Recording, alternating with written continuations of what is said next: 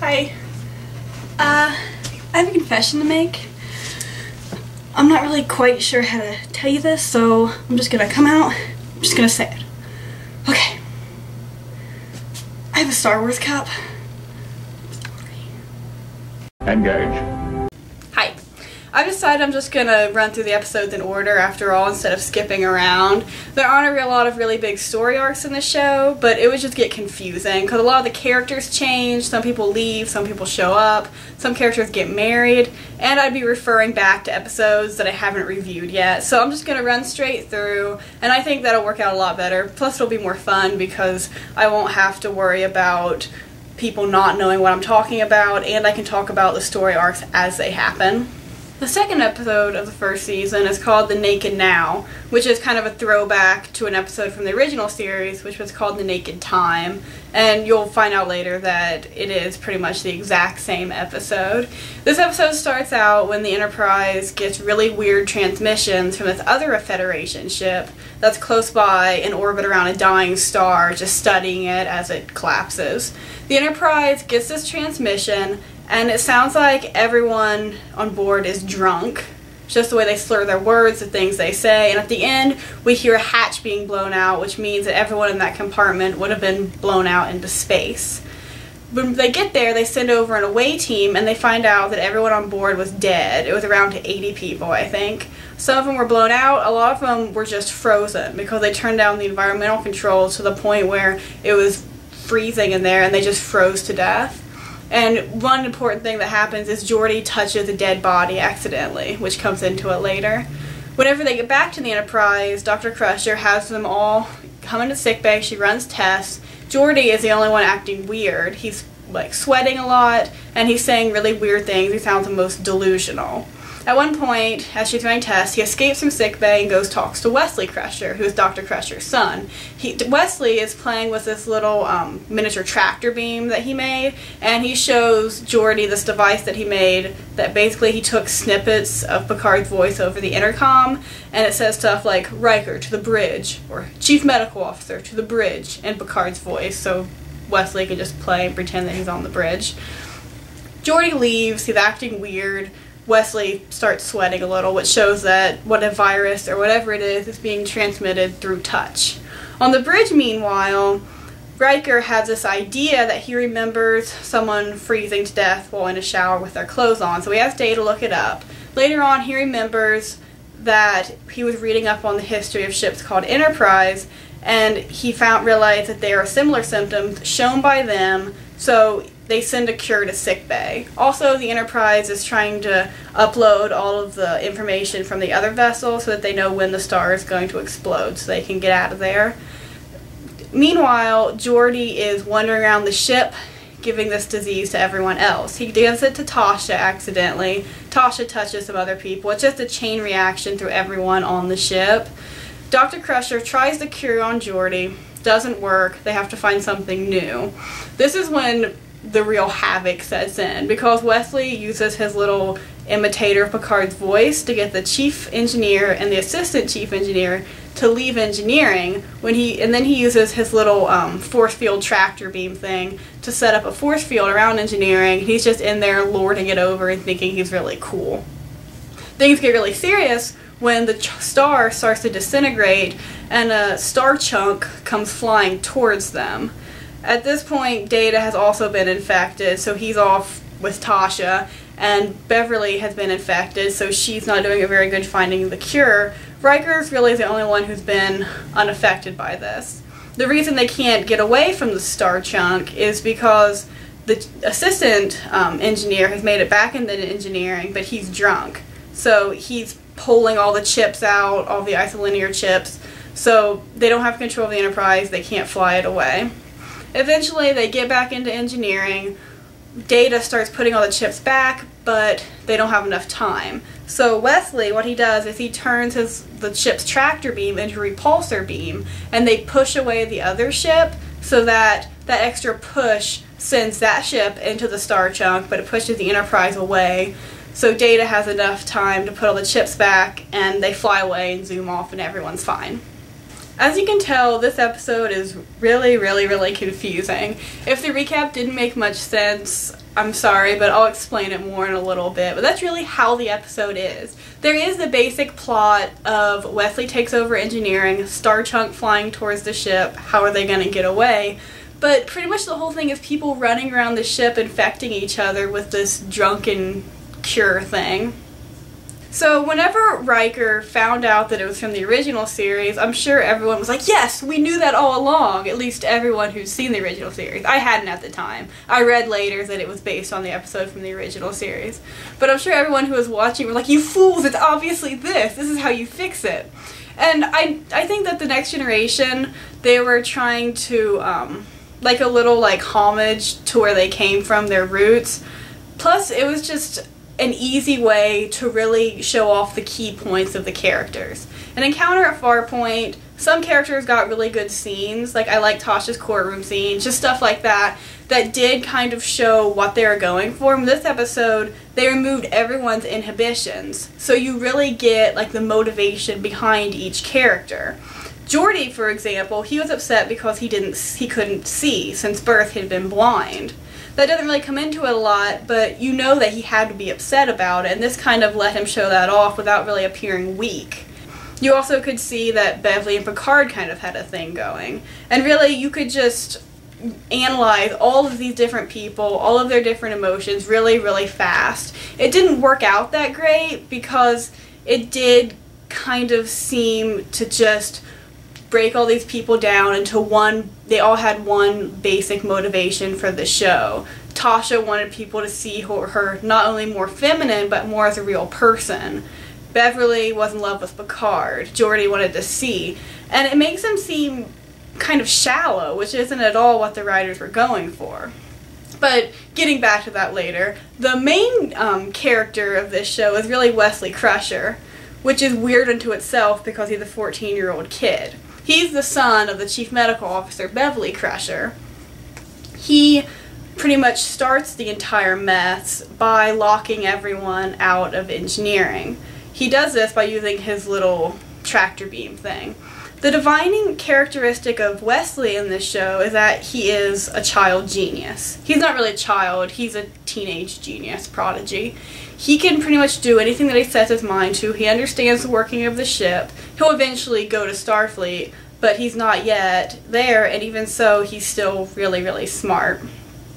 Whenever he gets everyone to leave engineering, he tells Picard that Picard should just give him orders and that Wesley can fly the ship, and it kind of shows that Wesley craves that kind of attention.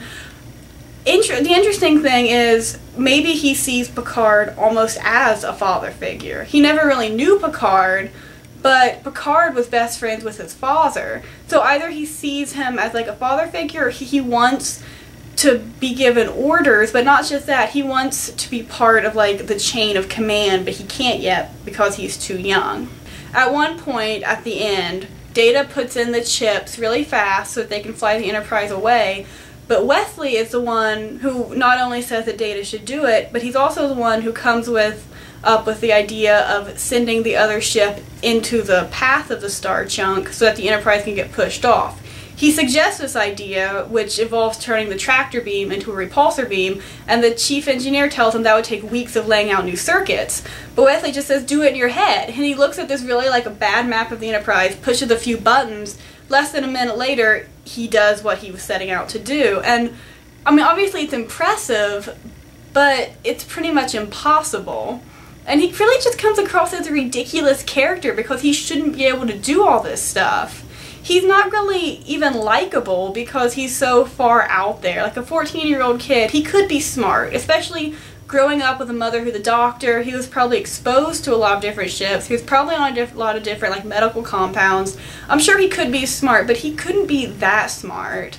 And it just kind of gets annoying after a while. It really grates on at least my nerves. I know some people like him. I don't mean to put him down that much, but I just find him annoying because it shouldn't be possible. And at the end, he even gets kind of cocky about it. Like, he is so smart that other people just don't understand. And that was, I think that was their Wesley's teenage angst episode.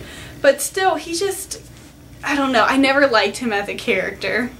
Kind of going along with the Wesley takes over engineering scene is this is the first episode the engineering is actually shown in any detail. In Encounter at Farpoint, you kind of seen a little bit of it. I think Picard walks through there at the beginning of the episode. But most of the episode takes place either on the planet or on the bridge. And you don't really even get to see engineering that much.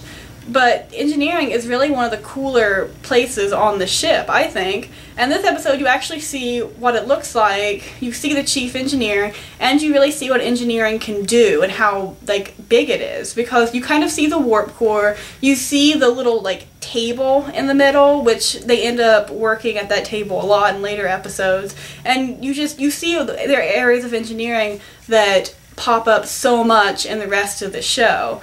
And it's a good episode for it because in the first episode, you never got to see it, even though engineering is really the soul of the ship.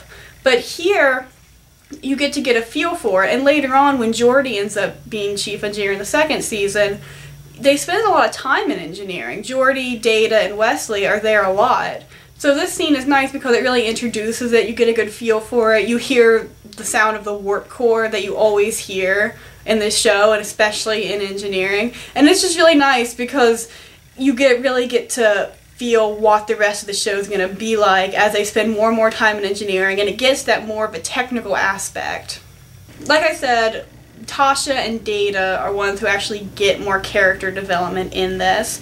Data, who you wouldn't think would be infected by this, because they keep calling it drunkenness, he actually does get infected. He gets it really bad, which goes to show, again, that it isn't actually drunkenness and it's not an infection, because Data got it. Data is upset at one point because he's saying to Picard, "I'm more human than you think I am," and Picard is telling him, "You can't get this thing because you're an android." And Data kind of gets upset. He's saying, "Look, we both have skin, we both bleed," because he has something kind of equivalent to blood. And this desire to be seen as human or to be human is one of Data's really defining characteristics. So that's something that they brought out of his character in this episode. Another kind of weird thing is that him and Tasha kind of become a couple in this episode for no particular reason. Tasha is upset because she wants people to see her as more feminine. She breaks into Deanna Troy's quarters at one point and is like trying on her different scarves and stuff and saying how she wants people, or she likes that Deanna always has so many pretty clothing off duty, and Tasha wants to kind of be like that too. And in the first episode we saw that she was really tough, and at Encounter at Farpoint she beat up a guard, she showed her tough side. In this episode, she shows that she wants to be seen as more than that. She doesn't want to just be the tough security guard anymore. She wants to be kind of soft and feminine. And I guess that's what she gets with Data, because even from this episode on, they're never actually together, they're never actually a couple, but you can tell that they really like each other, which is a weird relationship because he's an android, but somehow it works. It probably wouldn't have worked if it had gone on for more than the 3/4 of the season that it did, which you'll see that it ends halfway through the season. But it kind of was interesting just because it allowed for so much growth of their character, especially in a season where there wasn't a lot of character development going on because they were just getting their footing. Another couple kind of in this episode, it always seems to boil down to couples, but another couple in this episode is you have Beverly and Picard. Beverly goes to the bridge to tell Picard that the antidote isn't working and that she needs to figure out another one, and she ends up kind of telling Picard that she really likes him. And Picard finds it awkward, but you can tell that he also likes her.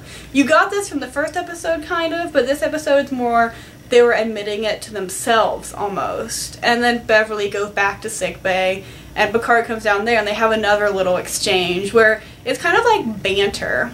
It kind of shows that they do get along well, even they were drunk at the time, but they do actually get along well, and they've known each other for a long, long time. Even like when she was married to her husband Jack, Picard was really a part of their family almost. He was good friends with both of them. So now that Jack's dead, it kind of opens up this new door of what could they potentially be, what could their relationship come to if they let it. And I really like them. I think they're probably two of my favorite characters. I know everyone likes Picard. But I really like their relationship. I think Dr. Crusher is one of the more well-developed characters on the show, eventually. Because she leaves for season 2, but then she comes back. And after she's back for a while, she really does... her character develops a lot more than you would expect it to after a year off the show. And her and Picard's relationship, it gets into a really, really nice friendship. And there's always kind of the question of whether or not they're going to get together, kind of like Riker and Troy. But they end up having a really, really nice relationship, and this episode kind of starts it off. In this episode, it's more hinting at a romantic relationship, but you can still see that they have really good dynamics going on in between them.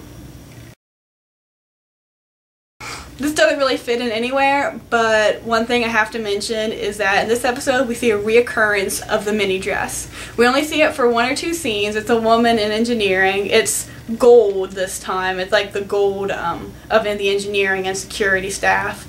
I don't know if this is the last episode they show it in, because by this time Troy is already in her one-piece gray onesie spandex suit. But we do see another woman in it, and in the next episode, I don't know if it's going all together, but we'll have to wait and see, because I love how they slowly tone down the mini dress. There aren't any men in this episode, at least, but there is one woman in engineering, so we'll have to keep an eye out for that to see if it pops up again.